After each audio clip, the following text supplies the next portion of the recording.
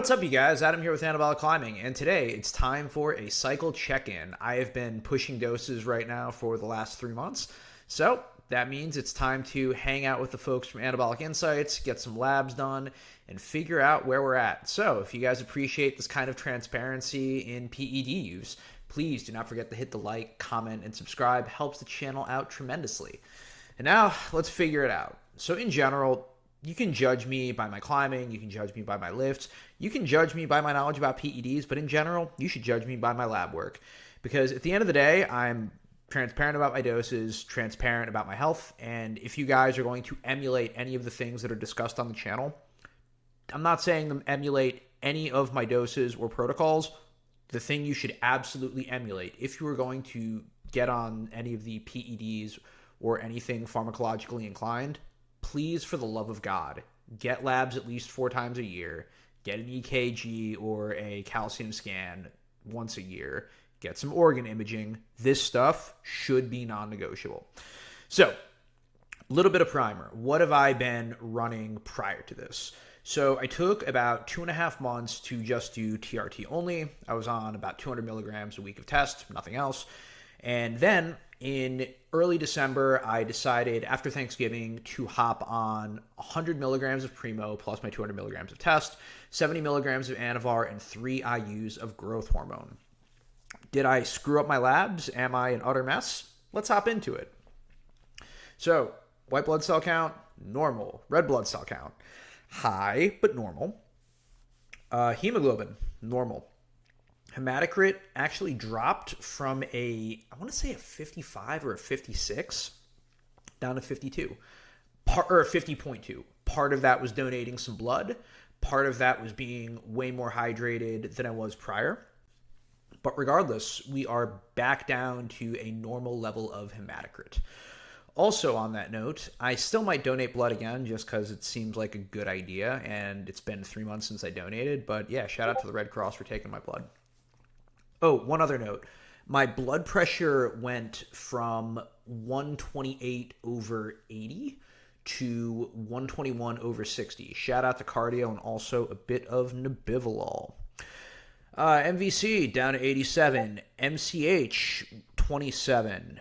MCHC 31.3. In the moderately low, I don't think I'm anemic, but it's a thing to be mindful of going forward. I eat plenty of red meat. That's not true. I have red meat like twice a week. I could probably bump that up, but if I need to add more iron, that's the thing I could do. RDW 13.4. Platelets smack on in the middle at 330. What else is interesting here? You know, we could take a look at the lymphs. Everything is normal. Monocytes, normal. EOS, normal. Baso, 0. ABS, 0. Like, getting to some interesting stuff right now.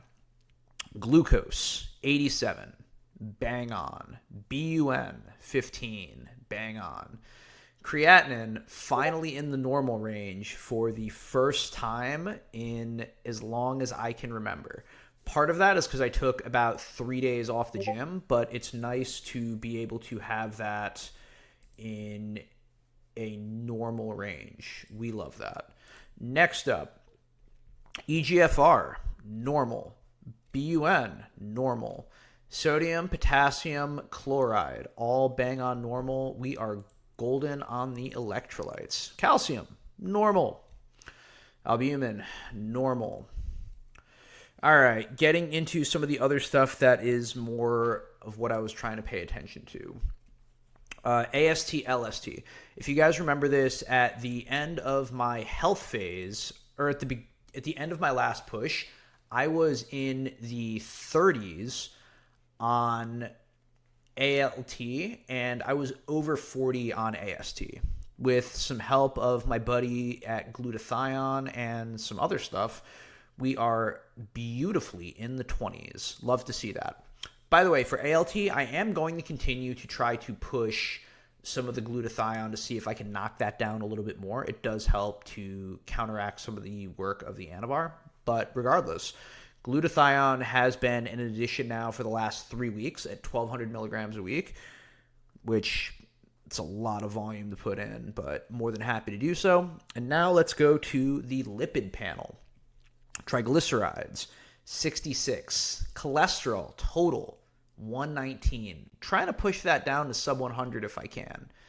HDL, still not great. We went from 40 to 39, not ideal.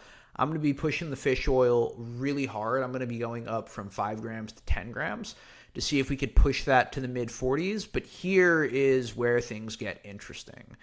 We pushed my LDL at the start of this process. In my very first video, my LDL was at about 120. Might have even been a little bit higher.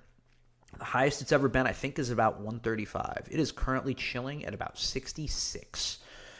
But you might say, but Adam, what about ApoB? Well, first off, cystatin C, 93, hemoglobin A1C. Nice to see it did not move at all from the growth hormone. We are still bang on at 51. Estradiol lowered it beautifully on the primobolan.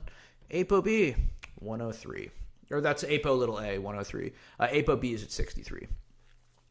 So all of this to say, we had two things that are 0.1 off of the low end.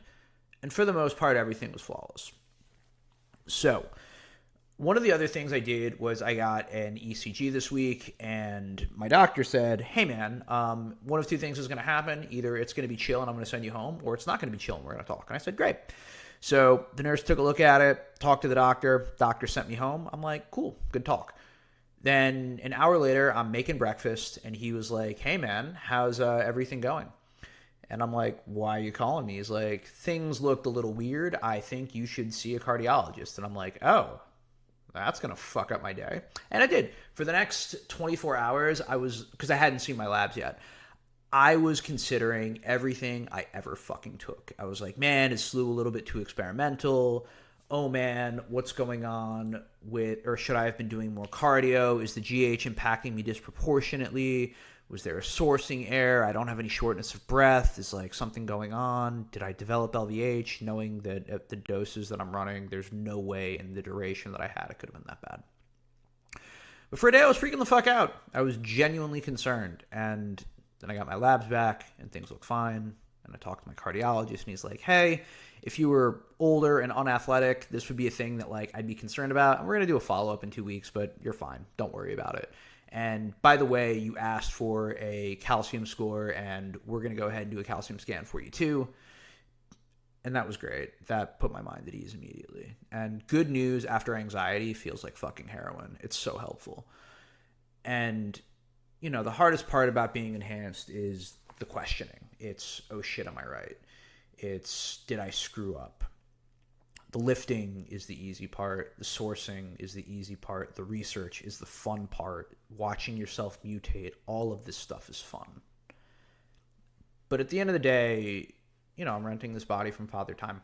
I only get to climb so long, lift so long. I don't get to be around forever. And I take this, like I take my health seriously. Both, I would be doing this for myself regardless. And I share it with you guys to sort of show the accountability and to set the standard of if you're going to do this, these are the best habits that you can have. But yeah, I think that if you didn't worry about stuff like that, I'd be concerned about you too. You know, right now, obviously grateful for being correct, both in terms of cardiac health, in terms of my blood work, and also, you know, still hitting PRs on block pulls, still hitting PRs on deadlifts, hitting PRs on squats, having some of the best dynos I've ever put up. Like, all of this is gravy. But all of my lifting performances and all of my climbing improvements mean fuck all if I don't have my health. So yeah, I say all that to say, if you're going to be enhanced, for the love of God, get labs done at least every 3 months at the minimum.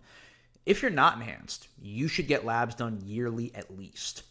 And, you know, if you're getting older, doing a heart scan is probably to your benefit. You won't regret having that information. By the way, just so you guys know, I based all of the labs that I pulled off of the anabolic safety scan from Anabolic Insights. You can use code CLIMBING for 10% off, but honestly, whether or not you go with Anabolic Insights or your insurance or your primary care or whatever, just get the stuff checked. I'm more than happy to monetize on you guys taking care of your health, but real talk, I want you guys to be in this for a long time, not just a good time.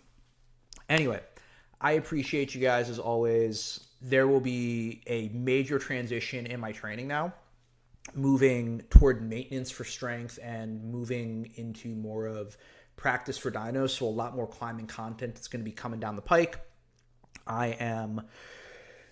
I had an awesome trip up to Berkeley to go to Benchmark, and I realized how much work needs to go into my coordination dyno. So we're going to start drilling it, and you're going to see more dynos as a result. But as always, I appreciate the support. This is Adam with Anabolic Climbing, wishing you guys good luck, happy sending, good health for real. And I'll see you in the next one. Take care.